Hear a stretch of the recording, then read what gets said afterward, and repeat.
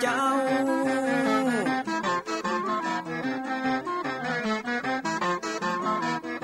ฟังธรรมปื้นเมืองอันเป็นแบบเบาท่านพระครูวิสิทธิ์ศิลาภรณ์ตั้งใจเจ้าคณะตำบลป่าแดดนอนในเจ้าอาวาสวัดวังสิ่งคำตนนี้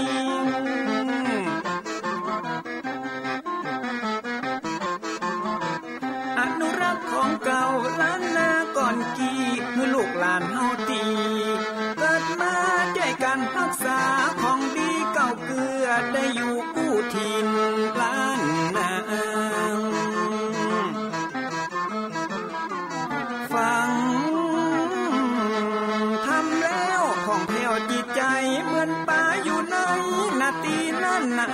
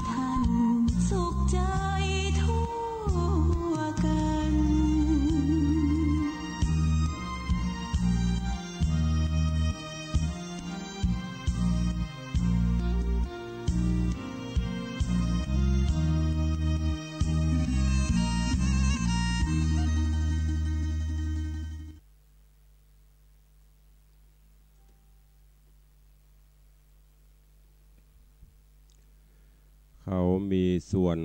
เลวบ้างช่างหัวเขาจงเลือกเอา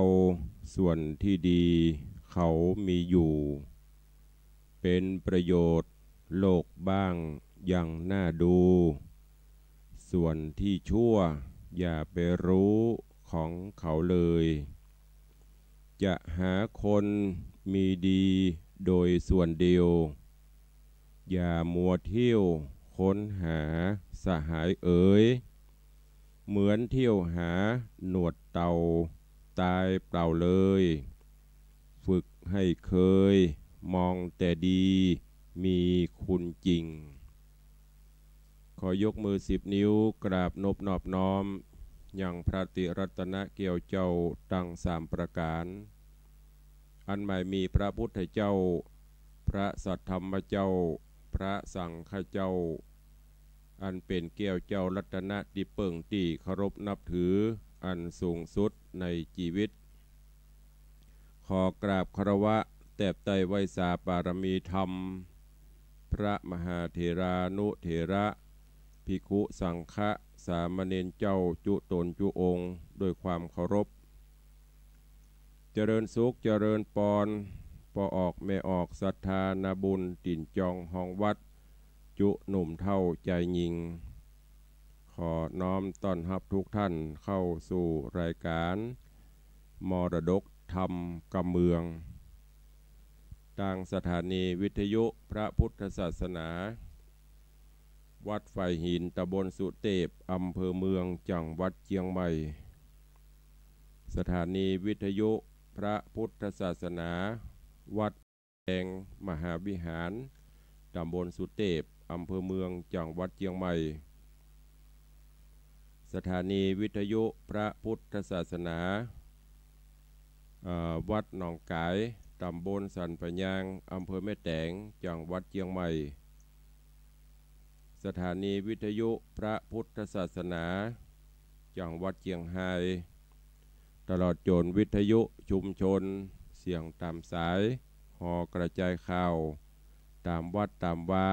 ตามหมู่บ้านต่างๆพร้อมกันนี้เจริญปอนญาติโยมที่ติดตามรับฟังทางเฟซบุ๊กเฟซไลฟ์ทางอินเทอร์เน็ตอยู่ในเวลานี้รายการนี้ดำเนินโดยอาตมาภาพพระครูวิสิทธิ์ศรีลาภรณ์เจ้าคณะตำบลป่าแดดเจ้าอาวาสวัดวังสิงห์คำตำบลป่าแดดอำเภอเมืองเชียงใหม่จังหวัดเชียงใหม่เป็นผู้ดำเนินรายการปากันวันนี้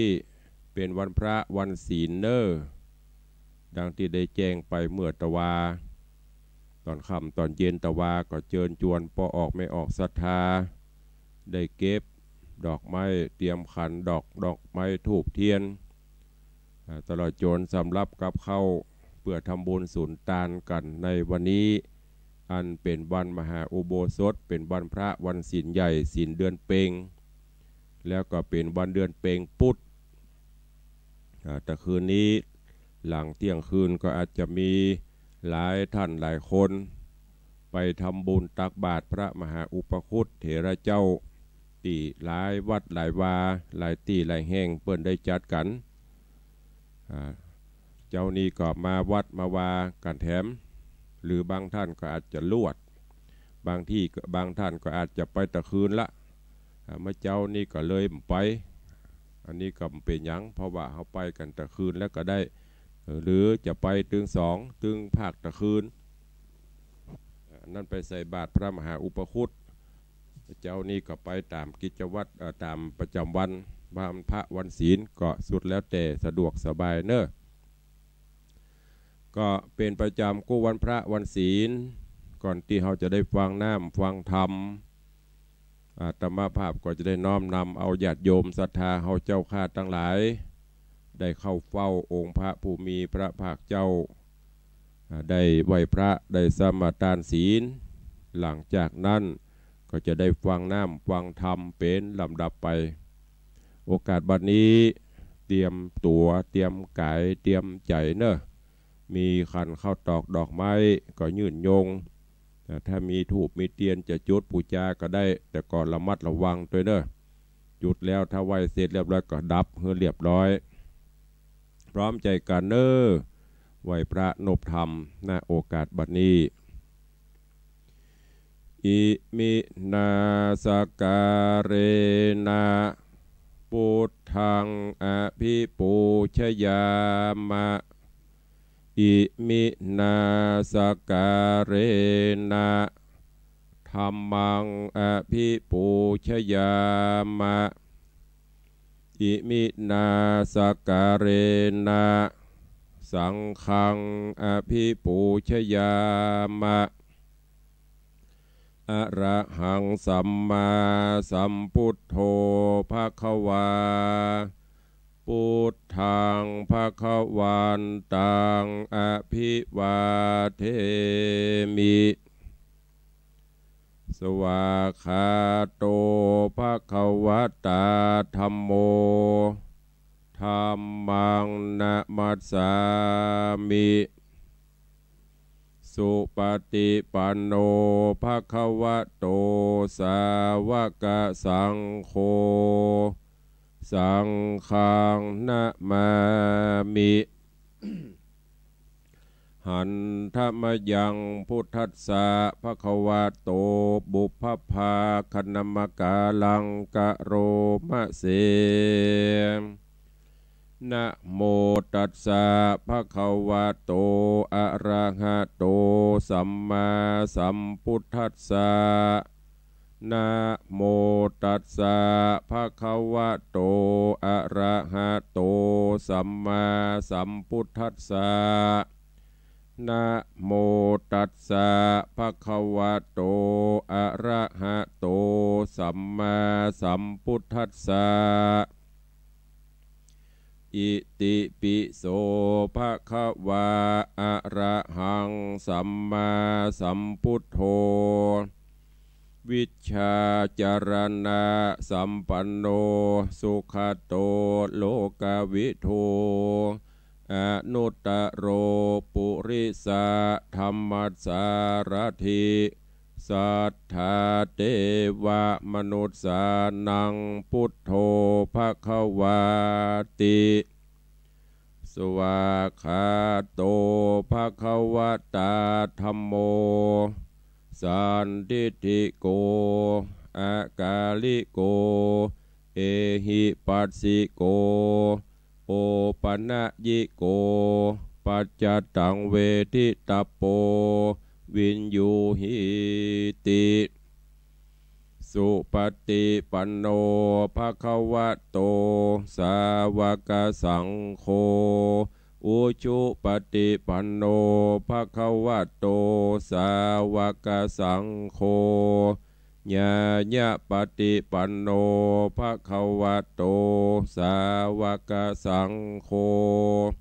สามิจิปฏิปันโนภควโตสาวกสังโฆยะทิทางจัตตาริปุริสายุคานิอัฏฐปุริสาปุคลาเอ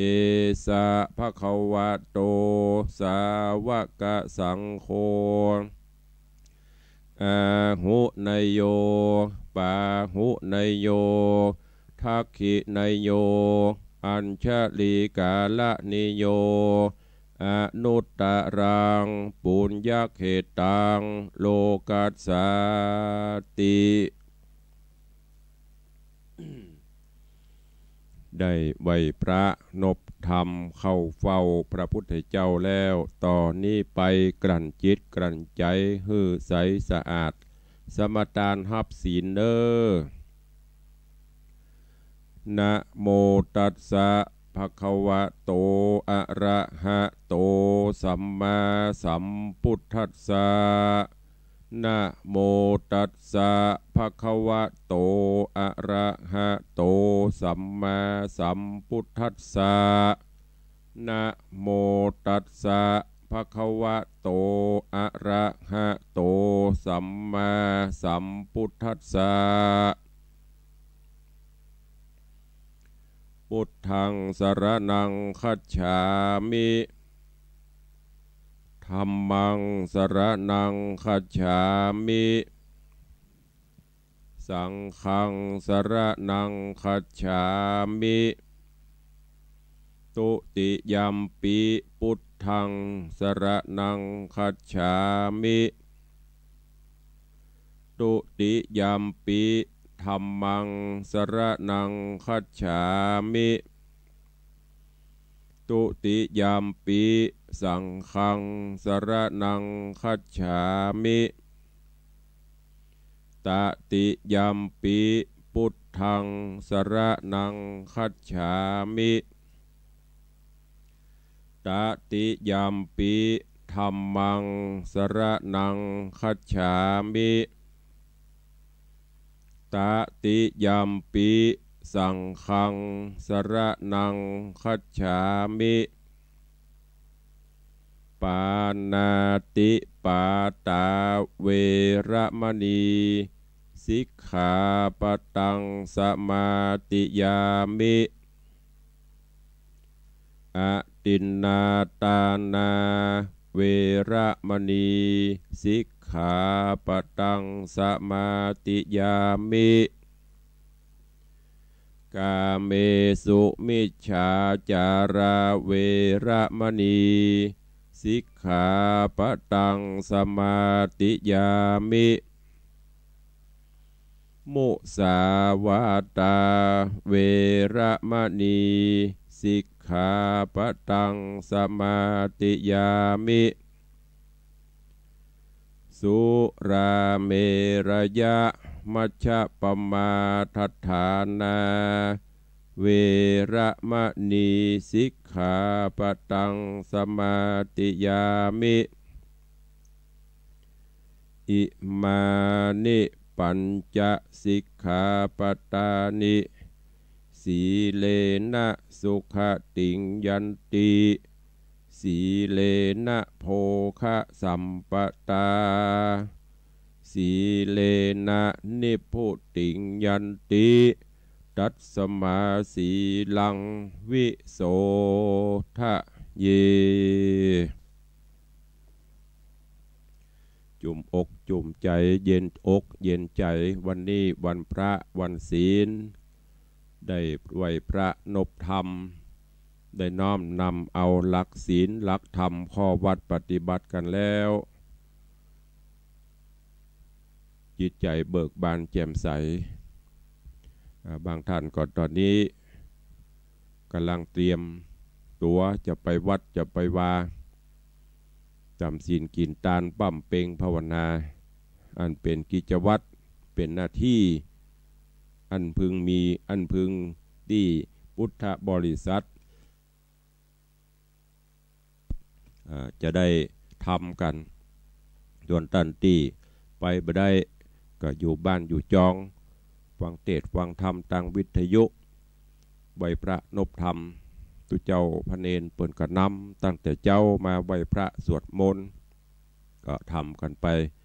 ทำให้จิตใจเฮาสงบเยือกเย็นเบิกบานแจ่มใสเนอตอนนี้ไปก็เข้าสู่รายการฟังเทศน์ฟังธรรมซึ่งทางตุลุงก็ได้นำเอาธรรมเทศนาเรื่องคันธคาตกะปัญญาข้างขากมาเทศนาฮือญาติโยมทั้งหลายได้สดับรับฟังกันเป็นประจำคู่เจ้าก็ผ่านไปได้5-6 ตอนละวันนี้ก็จะขึ้นตอนที่7 ก็ต้องขอสูบมาอภัยเนอะเสียงก็เริ่มจะนักจะดีขึ้นนักลงเพราะถ้ามันบ่หมดฤทธิ์มันจะได้มันก็บ่หายอันเป็นวัดเป็นอานนี่นะยิ่งอากาศจะนี่แหมเตื่อออกไปกิจวัตรหรือว่าปฏิบัติอย่างต่างนอกก็ต้องไปสูดควรถวดอย่างเข้าไปก็ทำให้วัดประจ่างหายสักเตื้อไอตัวแสบคอเป็นจามเป็นไอเนี่ยเสียงก็เลยบ่ค่อยเปล่งป้อยต่อใดเนอะต้องขอสุมาอภัยกับญาติโยมตัวเมื่อตอนที่แล้วคันธคาตกะพญาข้างขากมาถึงยังตอนตีโปธิสัตว์เจ้าหลังจากที่ได้ลาพ่อลาแม่ไปศึกษาศิลปกุลมนยำศิลปศาสตร์ต่างๆเป็นตีปริปุณังแล้วก็ได้ปิกมาสู่บ้านสู่จองป่อพญามิถิลาก็หันว่าลูกก็ใหญ่หน้ากาบานปอควรปอตนปอตัวประกอบกับมีศาสตรศิลป์ศิลปะอย่างต่างๆก็ได้ศึกษาได้ห่ำได้เหียนมาแล้วสมควรที่จะได้มีกู่มีกิมไปหน้าไปตา จะได้มีผู้สืบตระกูลสืบบัลลังก์แตนไปก็จะได้วางตนวางใจได้ก็เลยมาอูกับโพธิสัตว์เจ้าว่าใครเสาะกู่เสาะกีมฮือจากนั้นก็ปกเป่าข่าวสารคือเจ้าบ้านเจ้าเมืองตลอดจนในบ้านในเมืองนั่นฝ่ายที่มีลูกสาวฝ่ายที่เป็นสาวก็คือเข้าสู่ภูมิราชหงหลวงเพื่อฮือโพธิสัตว์เจ้าได้คัดได้เลือกเอามาเป็นมเหสีปรากฏว่า7 วันที่ไปจุ่มนมกันท่านโหคนไม่หยาบไม่ยิงหยับเงียบแล้วเปิ่นฮือเตียวเข้าแถวเลี้ยงแถวไปอย่างคือโพธิสัตว์เจ้าก็คือโพธิสัตว์เจ้าได้เพ่งพินิจพิจารณาเลือกปรากฏว่าตึงมดตึงมวลจนมดจนเสี่ยง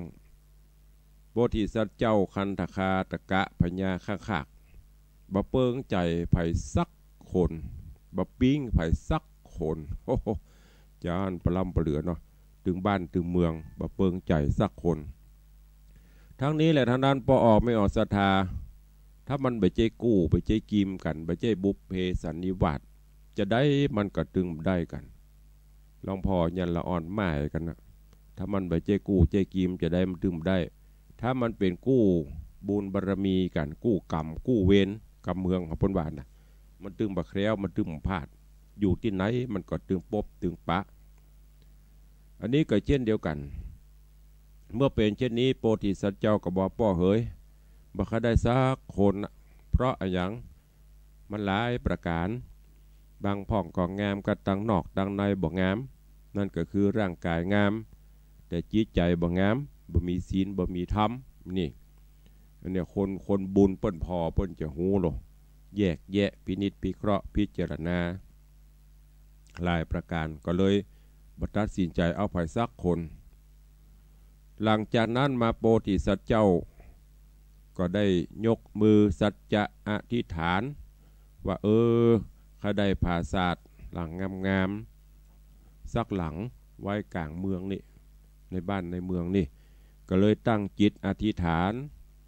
หากแม้นบุญมาวาสนาทรงปุญญาปารมีที่ได้กระทำมาตั้งแต่อดีตชาติ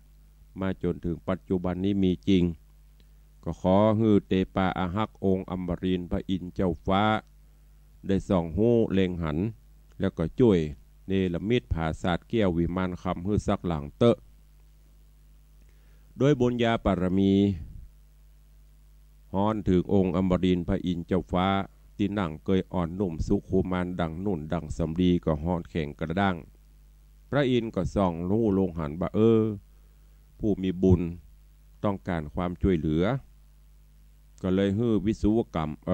รมลงมาเนรมิตผาศาสตร์แก้ววิมานคำฮือแล้วก่อนหลังจากนั้นก็เนรมิตเครื่องใจไม้สอยต่างๆสปะสปันไว้ในผาศาสตร์เสร็จเรียบร้อยก็มาคิดว่าโพธิสัตว์เจ้าบ่มีกู้บ่มีกิมเปิ้นเอามาให้เลือกกับเปิงใจครั้นเมินไปก็กลัวจะมีไผทอมามีไผก้อยมามีไผดูแลพระอินทร์เจ้าฟ้าก็เลยสั่งให้วิสุกรรมหรือว่าให้เทพบุตรไปอัญเชิญเอานางฟ้าบนผาศาสตร์บนสวงสวรรค์มีชื่อว่าอุดรหูเชิญลงมาเป็นตั้งไว้ตีในผาศาสตร์เพื่อที่จะฮื้อเป็นกู้เป็นกิมดูแลพอกอยอย่างโพธิสัตว์เจ้าจากนั้นก็อุ้มเอาโพธิสัตว์เจ้าไปวางไว้ใกล้ๆกับอุดรหูเสร็จแล้วก็สยองซานปิกขึ้นสู่สวงสวรรค์จันฟ้าตอนที่แล้วเทศนามาถึงทัตตินีเวลาหมดลงวันนี้ก็มาฟังกันต่อในเรื่องของคันธคาตกะพญาข้างขากในตอนต่อไปว่าเรื่องราวจะเป็นจะใดก็เจริญปอนญาติโยมทั้งหลายเนอะตั้งอกตั้งใจรับฟังพระธรรมเทศนาเรื่อง คันธคาตกะพญาข้างคากในตอนต่อไปณโอกาสบัดนี้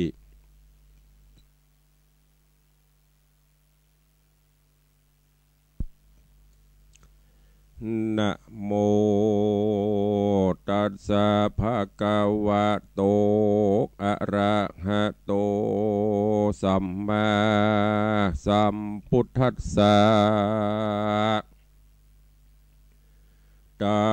นสะมิงคาเนโปธิสันเตนิปัจเชสิอุทิเตอุตระคังทิโทติสาทะโว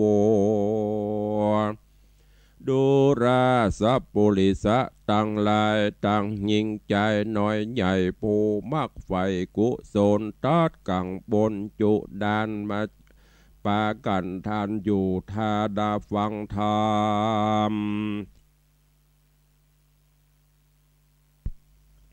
จูงดาจำฟังที่เฮาจากจี้ยาวไปหอมจี้ใจหือมันติดสอดดันตามธรรมบัดนี้แด่เตนาตาสะมิงคาเนในกันนานันเล่าหนอพระเจ้ายอดมุนีพงลับดีแล้วก็ตื่นยังบ่ชื่นเจยบานก็หานนงครานอ่อนน้อยคือนางยอดซอยอุดรคูนอนอยู่จูจิมคางในภาษากวางห่อใจก็มีใจสะดุงสติฟุ้งเววาพิจารณาที่สานกึดสอดดันลายแสงว่ายิงปากแดงนอนเนาแง้มบ่อเศร้ากวนจมนอนผารมอยู่ไกลหรือกูได้ฝันไปอาสาจันใจหลายหลากกึดแล้วหากปุ่นกลัวหรือยักตัวบาปใบอยู่ป่าไม้ดงนา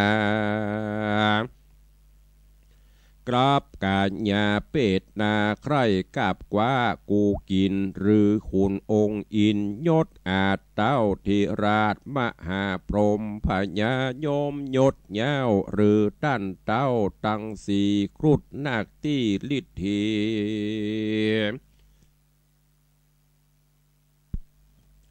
อันแก่กลากาเป็ดนากาญาเป็นยิงมาบอดเศร้าฮือกูนี่เล่าลงลายย้อนยิ่งได้น้อยใหญ่เฮาบ่อไฟปิแย่หรือเทวดาอยู่ฟ้าลงแหล่งลาเมืองคนนอตาสะปนยอดซอยกึดที่ถอยลายประการ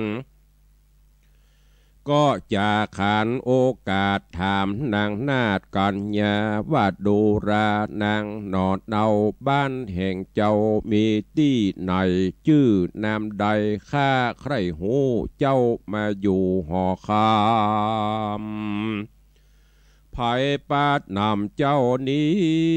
มานอนที่อาสนาจุงไข่จะบอกเราฮือหูเก้าตามมีแดดเตอะเมื่อนอนนางนอนเนาอุดรโคการเจ้าบุญจูดน้อยนาดมาโอกาสจะถามก็ไข่กำงามตอบถอยมีบ่น้อยหลายประการว่าข้าแด่เจ้ากุมารดอดเดาข้านี้เล่าอยู่ไกลเหนือเขตไตบ่ใจกล้ามีชื่อใบว่าตะวีปอุดรนามมาก่อนแห่งคามีชื่อว่าอุดรคูเต้าบุญจูยศอาจเกิดเต้าราชองค์อินตานำข้ามาก่อนกี่เมื่อคืนนี้ดีลีว่าแต่หนอมุนียอดซอยสังบ่เรียบร้อยงามตามีกาญากวันหลาก เป็นดังข้างคากสันเดียวสังบ่เหลวกึดถอดคราบออกตัวตนนั้นจาตีนอนนานหนอพระเจ้าฟังนางนอนเนาไข่ปันก็คาดนิ่งหันหูใดว่าแต่ก่อนใกล้บ่เมินแน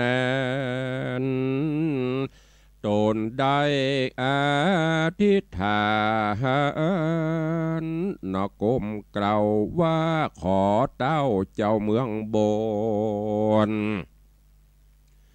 ช่วยบันดลภาษาอันสะอาดงามตานำกันยายอดซอยมาเป็นกู้หอยเทวีกรรมอธิษฐานมีแต่ก่อนก็บ่ผ่อนสูญหายได้กราบกลายช่วยกามดังเกิดพร่ำขะนิ่งในหนอหอใจกึดแล้วใจผ่องแผ้วยินดีก็ไขว่าตีโอกาสซึ่งนางนาฏกัญญาบาดดูรานางนอดเนาปีนี้แล้วมีกรรมอันมัวดำได้สร้างไว้ตั้งแต่ไทยเมินนั้นมาบัดนี้นาเสียงขาดจริงได้ภาษาหอขวางได้ยังนางยอดซอยมาเป็นกู้หอยเทวี ก้อนหนอมุนีกล่าวแล้วก็บอกนางเกียวอุดรหูว่าจุงเล็งดูก้อยพอเฮือแจ้งต่อกับตาปีจักออกจากคราบมาบ่จ้าฮือน้องลาเล็งหันนอหอจันน้อยนาดก็ไว้เต้าราชอินตา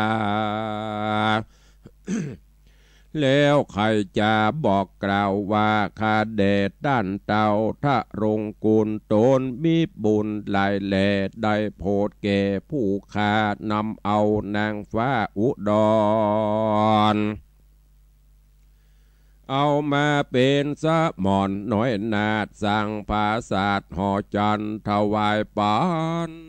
ย่อยื่นโดยใจชื่นเจยบานนอตะโรงยานกล่าวแล้วซึ่งเต้าแก้วเมืองบนแล้วก็มาถอดคราบตนบ่จ้าตัดส่องหน้ากองตาแห่งนางบนนาหนอดน้าเอางามบ่สะเอาอุดรหูก็มิงหันเล็ดนาตัดสะมิงคาเนตในขณะนั้นเล่านางนอดเนาบุญนาหันหนอปุถายอดซอยงามบอดน้อยนานำผิวเพียบคำวะวาดพันนะพิลาดเหลือคนดังเตว่าโบสถ์ต้นอยู่ฟ้าลงแหล่งลาโลกามีคันธาหอมหืนปุนดีจื้นเอาใจตลบไปตัวห้องแดนเขตต้องปุรีเหตุหนอมุนีโตโอหนผ่านแผ่วกับนางเกียวอุดรปางเดิมอ่อนจาดก่อนเคยห่วมซ้อนเป็นกู้ได้ห่วมอยู่กันมากำนานนาก่อนกีบอลีกลี่หนีหายฮื้อสองบุญภายน้อยนาดได้อยู่ภาษาเดียวกันนอทะรงทันบอจ้าก็ปานางฟ้าอุดรโค เข้าไปจูเขตห้องโค้งเขตต้องห่อใจต่างมีใจโจมจืนปีติตื่นยินดีปิญามีบอดน้อยแล้วอ่อนมอยรับไปก็มีงานแลนะปุณณติวะเสกันรอดบรรลุนรุ่งเจ้าคนหนุ่มเทายิ่งใจ ต่างผ่านภายละลาดเปื่อเข้ากาดหาของพ่องกระปองเสาะซื้อพ่องพอยื้อไปมาหาวัดหาเสื้อผ้าตั้งเครื่องงาอลังการตั้งอาหารเข้าน้ำวัตถุพรำปัจจัยกันตาวันใส่แดดกล้าตั้งก็หมายหน้าคืนหลังก็หันยังภาษาดอันงามอาจเจ็ดยันตั้งอยู่มันกลางเมืองโดรุ่งเรืองบ่อไร้พงสร้างใหม่หันมาเจ้าป้าลาเท่าเท่ากันหูข่าวเทิงหูก็ไหลมาดูเป็นหมู่แวดล้อมอยู่เนืองนานข้าแล้วจากกันกล่าวถอยว่าผาศาสตร์ซอยเจียงคานแห่งเจ้ากุแมนนอดเนาบ่อนลางเตบัดดาเจ้าตั้งหลายสร้างยอดทวายน้อมใบพ่องใบยักษ์ใหญ่ดงนานำภาษามาไว้ทาแล้วพกยับเจ้าฟ้าห่อใจฮื้อเอาคนไปขังไว้หือมันได้มากินพ่องว่าคุณอินยศใหญ่ใจมักไฟคุณแน่หันนอพุทธาน้อยนาดดังเขียดปาดดงราม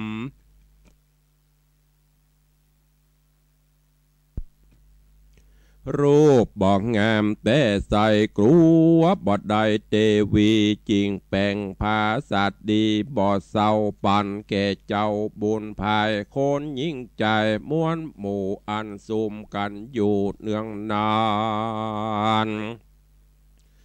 ต่างจากก่อนสะเศร้าดังรอดดาวแดนไกล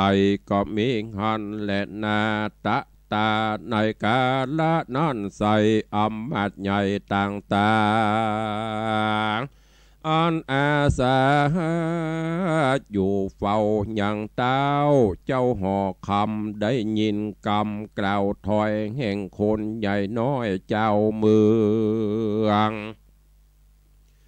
เสียงนั้นเนื่องอดเอาก็หูเก้าขี่แย่ว่ามีพังกาภาษาเจ็ดจันอาจงามใสอยู่เวียงใจกว้างใหญ่งามแต่ใจสามานมาดหารฟังเฝ้าไปไว้เต้าหอกคำแล้วไข่กำกล่าวถอยบอกเต้ายอดซอยปุรีว่าข้าแด่ผู้มีเฮยเจ้าฟ้ายดอาจกระผาปัลลาบัดนี้นาภาษาดอันงามอาจเจียงจีน โบบุญดินโพดออกกลางดาวขอกเบียงใจเป็นสันได้ไปหูหันคนอยู่เนืองนาน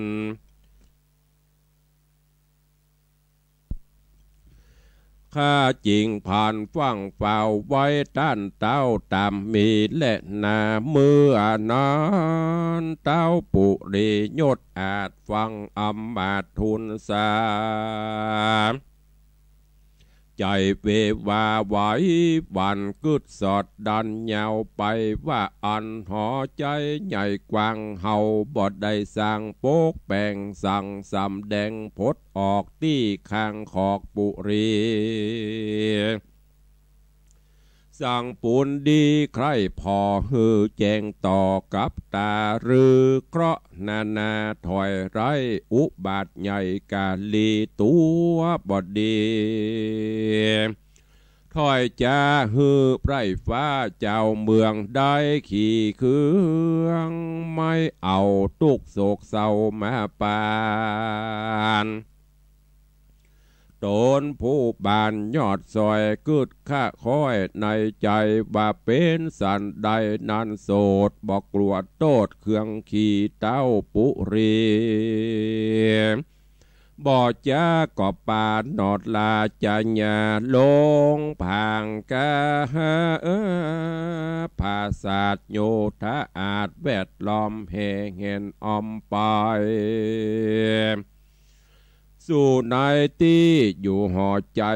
อันงามใสพงใหม่งามบ่ไรแน่นอน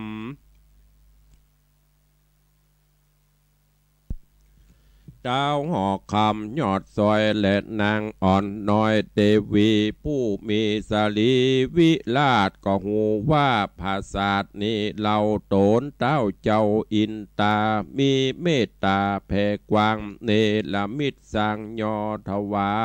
ยปะเนลามิตรสร้างยอปันยังจอมขวัญลูกแก้วบุญจัดแล้วสร้างไว้บ่หอนได้หายโหนยอมบันโดนส่งอยู่คือได้อยู่สวัสดีเล็ดนาอ่านว่าสองเต้าเจ้าผู้เป็นเก้าหอจานก็ปาการขึ้นสู่บนแก้วกูหอดใจอีดอ่อนในยังจอดกันหิวหอดนี้หายแล้วผ่านภายเตียวไตขึ้นผาศาสตร์ใหญ่ไปบนก็รอดโหนที่อยู่แห่งเจ้ากลิ่นกูหนอมุนีก็มีหันแหละนานิธิตังขีญะสังวันนันนาวิเศษ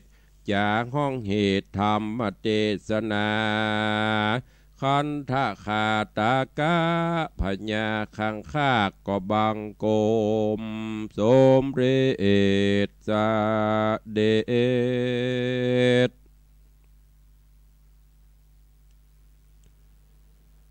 ญาติโยมสาธุชนทั้งหลายได้สดับรับฟังอย่างพระธรรมเทศนาเรื่องคันทคาตกะพญาข้างคาก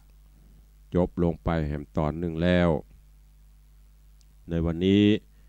โพธิสัตว์เจ้าหลังจากที่ป่อปกเป่าข่าวสารคือลูกสาวเจ้าบ้านเจ้าเมืองมาเพื่อเลือกปรากฏว่าบ่เปิงใจเสร็จแล้วโดยเตจะปรมีธรรมโพธิสัตว์เจ้าก็ได้ตั้งจิตอธิษฐานไหว้วานองค์อมรินทร์พระอินทร์เจ้าฟ้าอันอยู่คงแหล่งล่าเมืองสวรรค์ขอได้ช่วยหากแม่นบุญมาวาสนามีนักก็ขอได้มาช่วยเนรมิตปัณณศาลาหรือว่าสร้างภาษาแก้ววิมานคำฮือสักหลังพร้อมกับกู่ข้างและก็เครื่องใจไม้สอยต่างๆด้วยบุญญาบารมีของโพธิสัตว์เจ้าที่ได้กระทำปั้มเปงมาหลายภพหลายชาติบุญกินบุญตานั่นฮ้อนถึงองค์อมรินทร์พระอินทร์เจ้าฟ้าก็ส่องหู้เล็งหันแล้วได้ลงมาคือวิสุกรรมเนรมิตภาษาทแล้วก็เครื่องใจไม้สอยต่างๆตั้งไว้พร้อมกับนำเอานางฟ้าชื่ออุดรขูเอามานอนเป็นกู้เป็นกิมอยู่จนกระทั่งลุงเจ้าได้เลิกผามนำทีโพธิสัตว์เจ้าตื่นขึ้นมา ได้มาหันยัง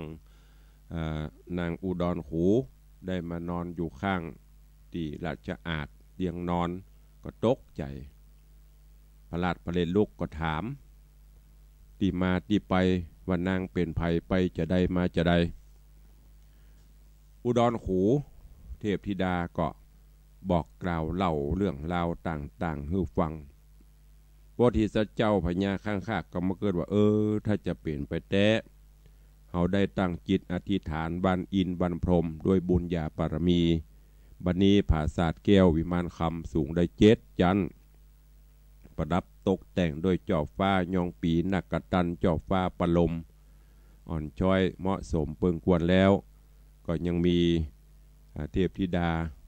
มาอยู่เป็นกู้เป็นกิมตัวคงจะเป็นตั้นเต้าองค์อมรินทร์พระอินทร์เจ้าฟ้าได้มาช่วยเนรมิตจากนั้น อุดรขู่ก็บอกว่าพี่เฮยยังเป็นข้างๆยังบ่ถอดออกเหียพอตัวเหมือนพญาข้างๆเหมือนเขียดตะปาบออกมาเลยเอาตัวจริงๆมาเผยคือพอโพธิสัตว์เจ้าก็ฮู้ว่านี่คงจะเป็นกู้บุญบารมีเฮาสามารถพอเฮาหันเฮาฮู้จากนั้นโพธิสัตว์เจ้าพญาข้างๆก็ลอกคาบถอดออกจากคาบข้างๆปรากฏว่าโอ้ผิวพรรณวรรณะเปล่งปลั่งสดใสดังเทพบุตร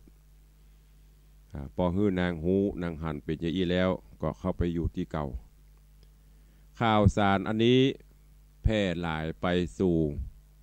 ยังมวลหมู่ปวงประชาโอ้ไปกาดไปลีไปหั่นไปนี่โหกูเตื้อมันมีรุ่นนี่ปราสาทแก้ววิมานคำสูงได้6-7 ชั้นตั้งอยู่นี่ประเดี๋ยวนี้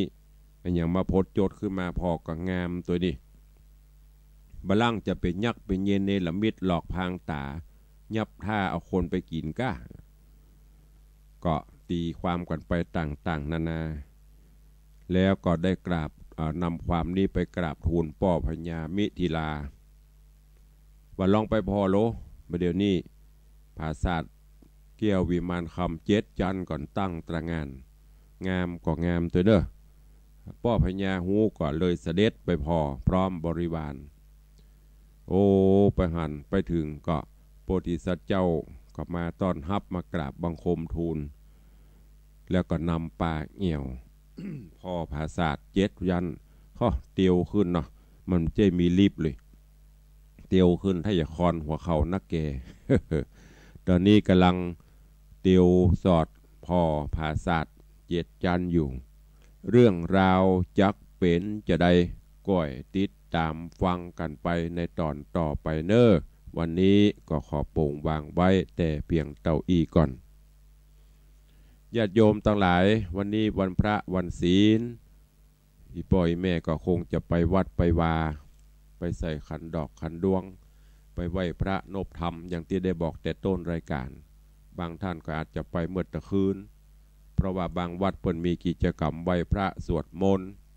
ปั่มเปงภาวนาก่อนที่จะตักบาตรพระอุปคุตตะคืนนะบางท่านก็ไม่ได้ไปเมื่อเจ้าจะไปเมื่อคืนจะไปเมื่อเจ้าก็มีพระบุญกุศลเหมือนกันเนอะส่วนท่านที่ไม่ได้ไปก็อยู่บ้านอยู่จองไหว้พระนบธรรมตั้งจิตอธิษฐานเอากุลพระพุทธกุลพระธรรมกุลพระสงฆ์กุลกินกุลตาเนอเป็นสรณะเป็นที่เปิ้งบ่ต้องไปกึดอย่างนักปดโป่งปล่อยวางไปเอาศีลเอาธรรมเป็นคู่เป็นกิมไปเนอวันนี้ก่อนที่จะได้นำรายการจากญาติโยมศรัทธานบุญไป ก็ขอประชาสัมพันธ์ข่าวสารคือกับญาติโยมต่างหลายเนอะวันนี้ที่วัดตามอิก็มีงานประเพณีส่งน้ำพระธาตุเจ้าเจดีย์เดือน6เปงประจำปีของวัดก็เชิญชวนญาติธรรมญาติโยมไปร่วมบุญกุศลด้วยกันแล้วก็ที่วัดสันกลางนี่ลืมไปละไม่ได้ดูตารางไม่แน่ใจที่วัดนันตาราม ก็มีงานประเพณีเดือน6เปงเช่นเดียวกันเนอะ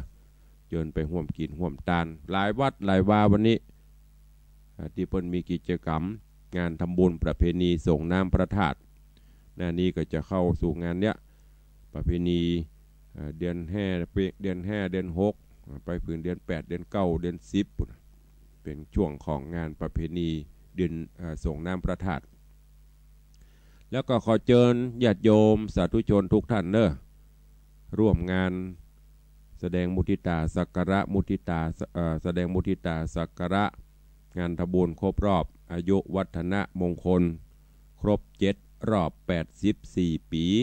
ของพระเดชพระคุณหลวงปู่ประเทพโกศล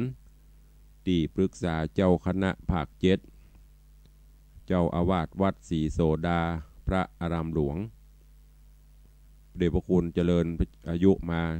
ยุวัฒนมงคลมาครบ7 รอบ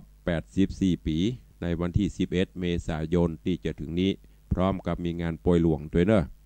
เพิ่นจะมีโปรยหลวงฉลองสมโภชหอไตร หรือว่าหอธรรมศาลาซุ้มประตูหลายๆสิ่งหลายๆอย่างที่ได้สร้างก็จะรวดน้อมถวายไว้ในบวรพุทธศาสนาโดยขอเชิญชวนญาติโยมไปร่วมกินร่วมทานร่วมถวายมุทิตาสักการะแด่พระเดชพระคุณหลวงปู่ในโอกาสนี้ด้วยเนอะที่วัดหนองกายตำบลสันปะยางอำเภอแม่แตงจังหวัดเชียงใหม่ในเมตตาบารมีของท่านเจ้าพระประหลัดประเสริฐหรือตูปีเซิร์ตท่านผู้อำนวยการสถานีวิทยุวัดหนองกายพระเดชพระคุณได้สร้างพระอุโบสถทรงเจดีย์พุทธคยาหลังหนึ่งเปิดใจในกิจการพระพุทธศาสนาเป็นที่ทำสังฆกรรมต่างๆตอนนี้ก็เสียไปประมาณ 50-60% ก็เชิญชวนญาติโยมเฮาเนอไปร่วมโมทนาสร้างบารมีธรรมบริจาคร่วมสมทบในการก่อสร้างพระอุโบสถที่วัดหนองกายตำบลสันปะยางอำเภอแม่แตงอันเป็นที่ตั้งสถานีวิทยุโซนทางเหนือเฮานี้และพร้อมกันนั้นท่านเจ้าก็มีโครงการหลายโครงการอันเป็นสาธารณะสงเคราะห์แด่มวลมนุษยชาติมนุษย์ร่วมโลกเพราะว่าจะเป็นโครงการมอบไออุ่นก็ดีโครงการบริจาคโลงศพผ้าห่อศพโครงการบริจาคลมหายใจคือถวายถังออกซิเจนหลายๆโครงการเนอะเชิญญาติโยมทั้งหลายไปร่วมบริจาคสร้างบารมีธรรมบุญกุศลกับท่านเจ้าที่วัดหนองกายตำบลสันปะยางอำเภอแม่แตงจังหวัดเชียงใหม่โดยพร้อมเพียงกันตัวแล้วก็บกเข้ามาที่วัดไฟหินก็เช่นเดียวกันในเมตตาบารมีธรรมหลวงพ่อท่านพระครูปริยัติยานุศาสตร์รองเจ้าคณะอำเภอเมืองเชียงใหม่ที่ปรึกษาหรือว่าผู้ก่อตั้งสถานีวิทยุวัดไฟหินขึ้น104เท่านี้โดยมีประเดี๋ยวนี้ก็มีท่านเจ้าพระครูสมุวิสุวัตรวรกิโจเป็นท่านผู้อำนวยการดูแล ก็มีโครงการก่อสร้างหลายๆอย่างเนอะมีโอกาสก็เชิญไปท่านใดต้องการเป็นเทปเสียงของครูบาอาจารย์หลายรูปหลายองค์ก็ไปปูจาหรือว่าไปขอเอาได้ซื้อแฮนดี้ไดขึ้นไปตัวเนอะเอาไปเมตตาท่านเจ้าอาจารย์พระครูสมุวิศวัตรเปิ้นจะจัดการฮื้อหรือจะไปปูจาเป็นแผ่นที่หั่นก็ได้แล้วก็ไปร่วมบุญกุศลด้วยกันเข้ามาสู่ของวัดวังสิงคำตามตีตุลุงตามเตียธรรมภาพได้เจิญจวนมวลญาติธรรมอีป่อยแม่ผู้ฟังทุกท่านกูบ้านกูจองตลอดจนพระมหาเถระครูบาอาจารย์หลายรูปหลายองค์ก็ได้แจ้งความจำนงร่วมในการที่เราจะได้สร้างประวัติศาสตร์การหล่อพระพุทธรูปพระเจ้าทองคำหรือว่าพระสิงห์คำไว้สืบศาสนาองค์สลีสัพพโญพระพุทธเจ้าเป็นที่กราบไหว้ของมวลมนุษย์และเทวดาตั้งประดิษฐานไว้ที่วัดวังสิงห์คำโดยทองคำน้ำหนักบริสุทธิ์108 บาทตามที่ได้ตั้งจิตอธิษฐานไว้ขอน้อมเอิญเชิญชวนญาติธรรมอีป่ออีแม่ญาติโยมทั้งหลายเนอะจะทำบุญอุทิศฮือป่อฮือแม่ฮือสุริยตระกูลเจ็ดเจนขกูลเป็นเก้าเจนขกูลเป็นแดนก็ดีหรือจะทำบุญไว้ไปหน้าหรือในโอกาสครบรอบ7 วันกา50 วันกา100 วันกาครบรอบปีครบรอบวันมรณภาพของบุคคลอันเป็นที่ฮักตลอดจนครบรอบอายุวัฒนะมงคลวันเกิดของลูกหลานตันเต้าของตัวตันก็ดีเนอะเจริญปอนได้มาร่วมจารึกชื่อไว้ในประวัติศาสตร์ ท่านจะซื้อทองคำบริสุทธิ์เป็นทองแท่งทองรูปประพันธ์มาร่วมก็ได้หรือจะให้จะหอมเป็นจตุปัจจัยก็สุดแล้วแต่ความสะดวกเนอะซึ่งตอนนี้ยังอยู่ในช่วงของระหว่างการรณรงค์รวบรวมทองบัดนี้ก็ได้ประมาณ30 กว่าบาทยังคงค้างแถมประมาณเบ็ดเสร็จแล้วประมาณ80 บาทเนอะก็ขอเจริญปอนญาติโยมสาธุชนทุกท่านได้ร่วมโมทนาสร้างชื่อเสียงฝากไว้ในพระพุทธศาสนาโดยพร้อมเพียงกันตัวเองขออนุโมทนาบุญขอบคุณกับทุกท่านอย่างตะวานี้ก็ได้ประกาศไปครั้งหนึ่งกราบขอบพระคุณในเมตตาบารมีธรรมของท่านเจ้าท่านพระครูธีระสุตพจน์ตุปีพระมหาสง่าธีระสังวโรที่เฮาห้องกันว่าน้องชายกลางนั่น3 นอนเน่าก็มีตุลุงเป็นเก้า ท่านพระครูธีระเป็นกลางแล้วก็มีท่านพระครูสังฆบริหารธรรมนูญหรือตุปีเอ